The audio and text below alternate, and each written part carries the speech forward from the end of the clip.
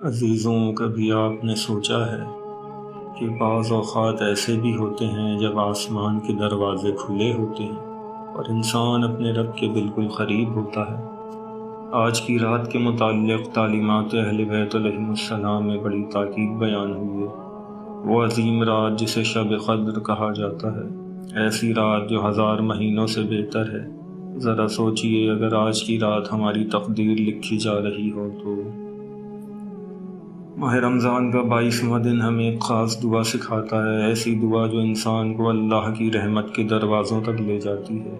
دعا کی پہلی درخواست ہے کہ اے اللہ، میرے لیے اپنے فضل کے دروازے کھول دے۔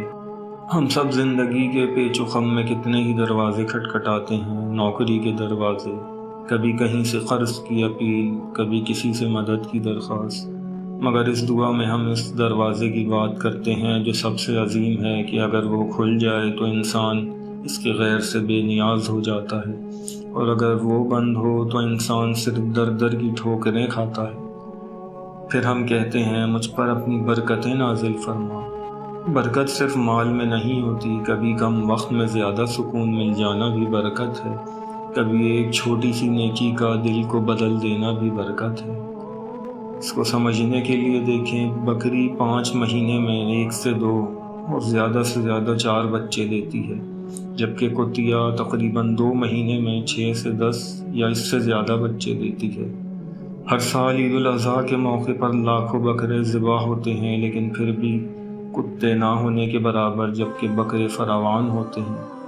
بس برکت حلال میں ہوتی ہے، اگر حرام ذرائع ہوں تو کتوں کی طرح ختم ہو جائیں گے اور پتہ بھی نہیں چلے گا۔ حلال مال میں برکت کے لیے متجرب نسخہ یہ ہے کہ جب انسان اپنے مال میں بندگان خدا کا حصہ معین کرے اور اسے بانٹتا ہے تو کم آمدنی میں بھی اس کا خرچ احسن طریقے سے ہو جاتا ہے۔ لیکن جو ضرورت مندوں کی پرواہ نہیں کرتے، وہ دولت کی فراوانی ہوتے ہوئے بھی مشکلات کا شکار رہتے ہیں۔ پھر دعا کا اگلا حصہ ہے کہ مجھے ان کاموں کی توفیق دے جو تیری رضا کا سبب بنے۔ یہ جملہ بہت گہرا ہے، کیونکہ اکثر ہمیں صحیح کام کا علم ہوتا ہے لیکن اسے کرنے کی ہمت نہیں ہوتی۔ ہم جانتے ہیں کہ اول وقت نماز بہتر ہے، لیکن سستی کے سبب آخر وقت پر ٹال دیتے ہیں۔ اسی طرح جانتے ہیں کہ معاف کرنا بہتر ہے، لیکن دل راضی نہیں ہوتا۔ یہاں ہم اللہ سے کہتے ہیں کہ یا اللہ، مجھے وہ طاقت دے کہ میں وہی کروں جو تجھے پسند ہے۔ پھر دعا میں ہم کہتے ہیں مجھے اپنی جنت کے بہترین باغات میں جگہ دے۔